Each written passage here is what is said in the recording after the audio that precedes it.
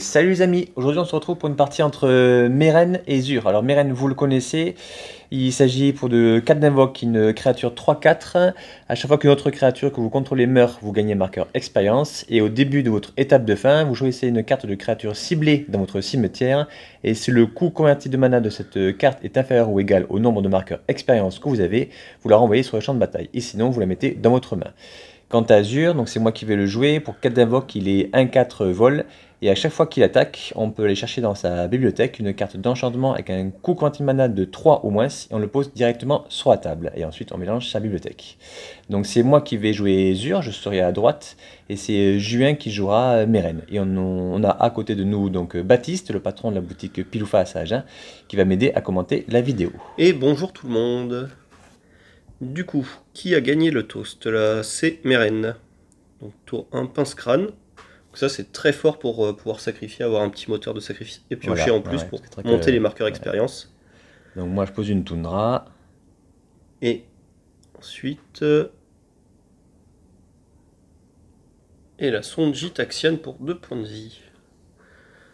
Donc du coup, Julien monte sa main. Donc là, ancêtre de la tribu Sakura, ça peut faire très vite tour 3 Meren, du coup.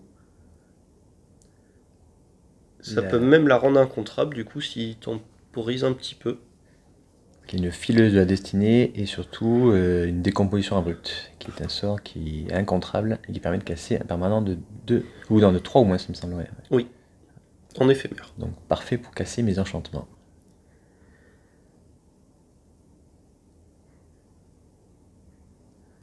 Donc en toute logique, il pose Sakura. Donc là, normalement, si Julien pioche un terrain ou pioche un terrain au prochain tour, ça nous fait un tour 3 Meren, donc assez fort, sauf si Kelly a un contre, du coup. Donc un caillou, il faut savoir quoi, je joue entre 7 et 8 cailloux, je sais plus exactement, je crois que c'est 8 cailloux, ouais. Et ça me permet en fait de poser Zur tour 3 si je sais que l'adversaire n'a pas d'anti-créature ou n'a pas de contre. C'est assez pratique. Sachant que du coup, tour 4, il va taper. Voilà, tour 4 il va Même tour taper. 3, il peut taper avec la salle du bandit. Oui, voilà. Ouais. Donc là, malheureusement, Julien n'a pas eu de 4ème land. Et du coup, il pose sa fileuse de la destinée, donc qui permet de rendre incontrables ces sortes de créatures et d'enchantements. Alors moi, j'aurais peut-être joué l'elfe des bois. Non, non, mais il a un Death Ride Shaman, du coup. Ouais, donc du coup, ça va revenir au même vu que j'ai. Voilà. Mais du coup, voilà. Je vais peut-être avoir une réponse. Bah là, le Death Ride Shaman, très compliqué. Mais j'ai beaucoup hésité entre deux, c'est pour ça que j'ai mis pas mal de temps à jouer, là, j'ai beaucoup hésité. Mais le fait que les créatures soient incontrables ensuite, ça me gênait beaucoup, donc j'ai préféré faire un retour au pays sur la fileuse. Alors j'ai oublié de me faire perdre un point de vie avec le caillou, mais au tour d'après, je vais le réaliser. Et du coup, je me ferai perdre ce fameux point de vie. Donc du coup, comme je disais, donc tour 3, voilà, je vais pouvoir poser Zur. Vu que j'ai vu sa main, j'ai vu qu'il n'y avait pas d'enchantement, il n'y avait pas d'anti-créature. Donc là, tour 4 Meren. Donc là, il va pouvoir essayer de ramener le Sakura dans sa main pour au prochain tour avoir des marqueurs expérience. Donc voilà, c'est là que je me rends compte que j'avais oublié de perdre un point de vie avec le caillou. Donc là, moi, j'ai plus que à attaquer et aller chercher en fait un enchantement qui permette de protéger. Je crois qu'il a oublié son trigger de Meren. Ah si, Ah ça si, y est, voilà, voilà. ouais, il l'a fait revenir, il avait oublié. Donc du coup, pendant que je vais chercher mon enchantement, donc voilà, donc j'ai préféré aller chercher repose en paix, donc ça exile directement son cimetière et toutes les cartes qui vont désormais au cimetière sont exilées à la place.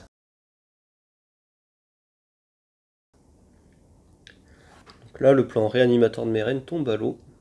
Et ça va commencer à être compliqué. Surtout si Zur arrive à rester en place. Voilà.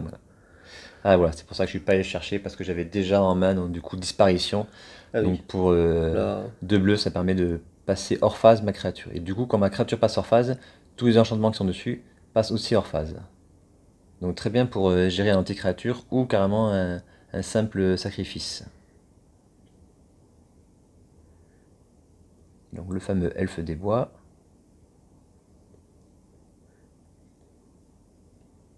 Il pas aller chercher sa forêt? Et non, parce que je crois que je vais contrer. D'accord. En fait, j'ai vu Ah qu'il oui. était un peu just au niveau mana, et je me suis dit, il faut en profiter Ouais. pour le ralentir. J'ai beaucoup de contre en main, Une petite faut que j'en fuite. profite. Ouais. Voilà, Ouais, donc une petite fuite de de mana. mana, ça la ralentit. Je sais très bien du coup qu'il va pas pouvoir utiliser son pince-crâne dessus. Du coup, il m'attaque, je suis à 13. Et donc il n'y a plus d'effet de Meren vu qu'il n'y a plus de cimetière. Donc j'ai joué saisie dépensée en payant 2 points de vie, je rate sa main et je retire une carte non-terrain. Ah oui, il a quand même du coup pioché aussi 2 autres anti-créatures, donc la damnation. Et l'Hurle-Gueule. Après, l'Hurle-Gueule, c'est créature non noire. Non noir? Ah, Ouais. tu vois, j'avais même pas fait gaffe à ça. Du coup, il peut pas tuer Zur. Moi, j'ai quand même sorti la décomposition abrupte. Et là, du coup, je sors ma combinaison de 2 cartes. Donc, c'est le champ d'énergie et repose en paix. Champ d'énergie fait que je peux plus recevoir de blessures. Enfin, toutes les blessures sont prévenues. Et le champ d'énergie est mis au cimetière, en fait, dès que une de mes cartes va au cimetière. Et en fait, avec la combo avec repose en paix, aucune carte ne va au cimetière. Du coup, je suis un petit peu invulnérable, excepté aux pertes de points de vie. Donc, il repose Sakura. Voilà, Alors il l'équipe avec le pince-crâne, mais en fait là il peut pas piocher de cartes parce que du coup il y a repose en paix, donc du coup ça Il meurt ne pas. passe pas au cimetière. Elle est de suite exilée.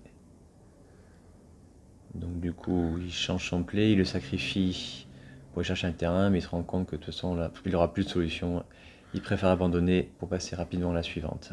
En même temps, là, tu prends plus de dégâts. Je prends plus Et de dégâts, après, tu vas chercher les enchantements pour booster voilà. Zur. Donc, je peux c'est passer hors fini. phase à tout moment, il n'y a plus qu'un seul anti-créature de damnation, donc ça va servir à rien. Donc, du coup, là, c'est la deuxième. Donc, Meren commence. Encore Et une du fois. coup c'est Meren qui va commencer, ouais.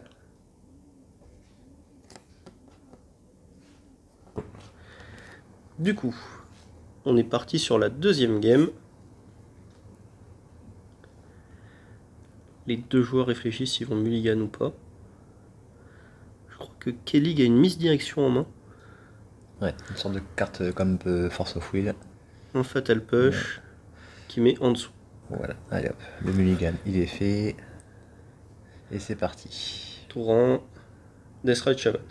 Alors, Il l'a franchement, souvent. Il l'a hein. souvent, franchement, c'est un truc de fou. Il y a même un gars qui m'a dit, mais il faudrait peut-être compter le nombre de Deathrise Shaman qu'il a, parce que on a dû faire peut-être une dizaine de parties, et sur chaque partie, il l'avait tour 1 ou tour 2. C'est impressionnant. Ouais. Donc une contrainte. Donc il a un marais, un édit diabolique, une variole, un tourak et un serpopard. Serpopard rend ses créatures incontrables. Édit diabolique, ça me fait très très mal, parce que ça peut passer à travers l'aura de Bémim. Et la variole, je vais lui laisser parce qu'en fait il a très peu de terrain, donc je pense pas qu'il va la jouer. Et du fait que j'ai la mise direction, du coup je vais lui laisser son Imp Tourak. Ah oui, comme ça, c'est lui qui va défausser. C'est lui qui va défausser et ça va être parfait. Après, ces joueurs ciblés, du coup, tu peux lui faire sacrifier une bête aussi. Hein. Ouais, j'aurais pu, mais bon. Là, le Tourak, je me suis dit, forcément, tour 2, il va me faire Tourak, il va se dire, ah, c'est bon, c'est tranquille. Il était surpris d'ailleurs que je retire pas le Tourak. Et là, ça va complètement changer la partie. Ouais. Donc, je vire, je crois que c'est une songe taxienne que j'ai exilée pour faire misdirection. Du coup, je change la cible du joueur. Et donc, du coup, le Tourak qui se retourne contre lui. Et là, c'est le drame. 2 cartes. Le Serpopard, comme ça, on pourra contrer Meren. Voilà. Et un terrain. Donc, du coup, il n'a plus que Variole en main. Et je sais très bien qu'il va pas le faire parce que du coup, il a plus que 2 terrains sur la table, une créature. Et du coup, il perd son accélérateur de mana avec le Deathrite aussi. Ouais. Donc, je suis plutôt bien parti. Donc, un petit fetch.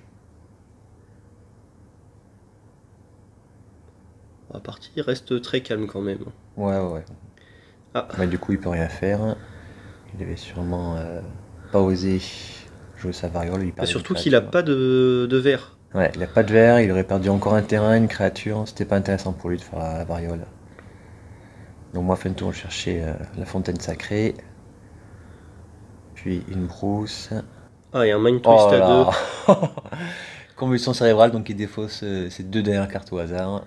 Bon là, c'est fini. Hein. Il a pris une duresse, un Tourak et un Mind Twist. Il pourra jamais revenir sur une partie comme ça. Quoi. En plus, il avait pioché une bonne carte en plus. Hein. Une force de vigueur. Ouais, permet de casser en fait un enchantement, un Deux. artefact. Deux Deux, enchantements, jusqu'à ouais. 2. Donc il avait une bonne main, mais voilà, mais il y a eu tellement de défauts. Ouais. Donc fin de tour, il m'exile un éphémère ou un rituel de mon cimetière pour me faire deux blessures, enfin, pour me faire perdre 2 points de dégâts. Donc là, il va faire Meren, je Voilà, suppose. voilà, Ouais, en en exilant t'exilant un un fetch terrain, chez voilà. toi. Je crois qu'il avait des terrains, moi je crois qu'il exile chez lui, ouais. Et il récupère le Serpopard en main. Voilà.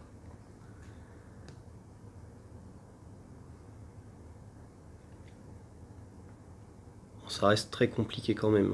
Ouais, parce que le moins d'anti-créatures qui pioche, en fait, il est au top deck d'anti-créatures. S'il pioche un anti-créature, sachant qu'il en joue beaucoup. Donc moi j'ai tenté, voilà. Il a quand même perdu beaucoup de cartes dès le début, donc il fallait en profiter maintenant. Je pense qu'il y avait... Si ton Césure tient un tour, c'est quasiment gagné. Donc là, tu sais qu'il a le Serpopard en main. Ouais. Il va forcément le jouer, je pense, pour mettre un peu de pression et Voilà, essayer de ouais. faire la course. Je pense qu'il est quand même 4-3, ouais, on peut faire la course au point de vie, ouais. Il m'exile encore un rituel, il me fait perdre 2 points de vie. Oui, Il bon. m'attaque avec mes reines et tout simplement, mais je bloque. Ouais.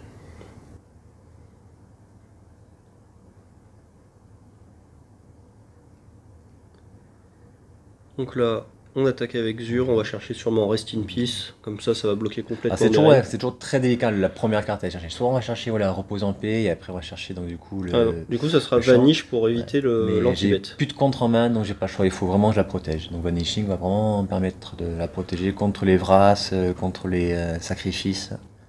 Heureusement qu'on n'a plus la Limon avec... le Limon pour faire la combo.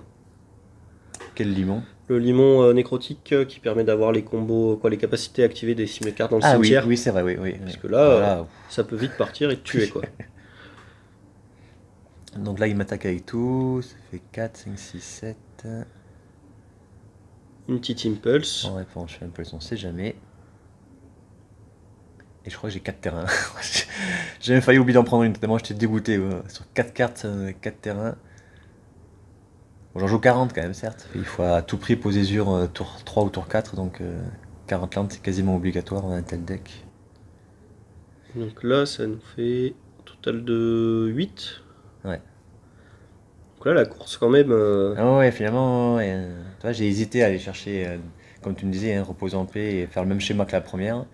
J'ai préféré protéger Zur, mais du coup, ouais, au niveau des points de vie, je suis pas bien. Donc là, il faut impérativement que je gagne rapidement de la vie. Donc logiquement, je vais chercher assez de la divinité. Un bloquable lien de vie, c'est ça? Ouais, imbloquable, +1/+1. Et celle les blanches, +1/+1, celle les bleues. Et du coup, elle sera aussi lien de vie et imbloquable. Donc là, je calcule, ça devrait passer comme ça.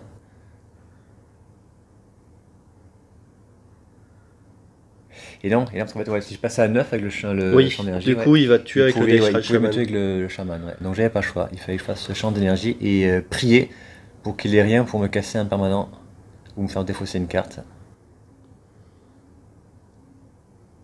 Et ensuite, en effet, je pense que j'irai chercher le Rest in Peace et ça sera... là, ça sera gagné. Enfin, c'est jamais gagné parce qu'il y a tellement d'anti-créatures, anti-enchantements que...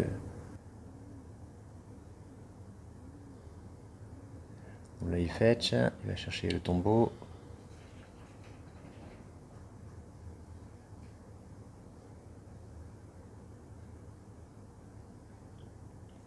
Donc là, tu repères 2. Ouais. Parce que le champ d'énergie prévient les blessures, mais ça ne prévient pas les pertes de points de vie. Bon, et Rest in Peace. Je pioche le repos en paix, donc là, du coup, je prends plus de blessures. Et là, ça va je vais gagner des points de chercher vie. assez de la divinité pour remonter. C'est vrai que ça aurait été délicat si j'ai pas pioché le repos en paix, parce que du coup, à tout moment, il pouvait à nouveau me refaire perdre de points de vie. Bah non, du coup, parce qu'il faut que les cartes sont dans le cimetière, il faut qu'il te les exile. Ah oui, c'est vrai, donc Du du coup, coup, ouais, j'étais quand même tranquille avec repos en paix, de toute façon. Ouais. Donc là, c'est parti maintenant, ouais, hop. On inverse à la tendance. Je vais continuer à gagner des points de vie et lui en faire perdre. Il a plus trop de solutions là. Il passe vite son tour. Je prends plus de blessures. Je lui mets 3 par tour. Et sachant que là, tu peux aller chercher Aura de Pémime. Donc Aura de Pémime le rend inciblable, mais aussi permet de le booster. Donc du coup, encore de gagner encore plus de points de vie. Sachant que ma créature est imbloquable. et qu'elle est 3-6. Elle est 3-6, ouais, et donc du Donc coup... tu peux booster à donc 5, c'était de 5 de plus, ouais. donc ça fera 8, c'est très très Ouais. fort. Faut quand même que je compte pour garder quand même des De manas mana pour bleu, passer- je crois, ouais, pour passer hors phase. Voilà, pour passer hors phase, ouais. Je sais qu'il joue des sorts style diabolique. Donc là, hop, ah ben voilà. Je paye 5 de plus du coup, ouais. Donc du coup il perd 8 et je gagne 8. Et je perds pas de blessure et les confluences de mana, parce que j'ai un Urborg sur la table, donc tous mes terrains sont démarrés. Ouais, Voilà. Et là c'est c'est gagné comme ça. c'est fini. Voilà. Donc là, vous avez bien vu donc, comment ça marchait, Zur. Partie très Voilà, rapide. voilà. Il y a encore d'autres façons de gagner, c'est qu'un homme d'obéissance. Et la prochaine fois, on verra une dernière partie entre Meren et Talia. Allez, à bientôt. Bye bye.